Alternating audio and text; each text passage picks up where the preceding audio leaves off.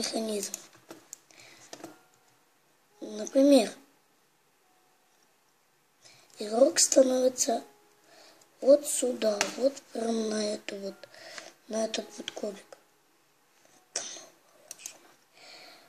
Сейчас я опущусь на этот кубик. На вот этот может стать.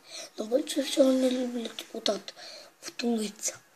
Или же они вот так вот сделают и нажмут. Если либо там, либо вот тут, либо вот тут вот они будут стоять, то нажмут, им-то проход открыется. Но они отрицательный ответ упадут. И проход открывается. Вот такой довольно-таки интересный механизм. И как его строить, я вам покажу, в следующей серии, что ли.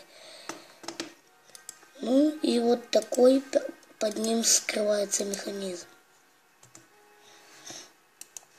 Очень тяжелый механизм. И в моей версии используется только 2 реприта. Дальше пойдет все классными этим ярких редстоуном. Красной пыль. Вот такой механизм. Кому он тяжелый, кому он легкий, кому кто цей. Тому, кто не цей, тому тяжело.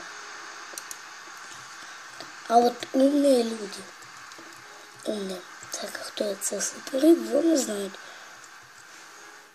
Если стать вот сюда, на вот цей вот блок, то есть вот на вот эти блоки, на вот эти вот, и на вот эти вот нельзя вставать. А на вот цей можно, он не открывается. Давайте не смог к жалю сделать. Видите?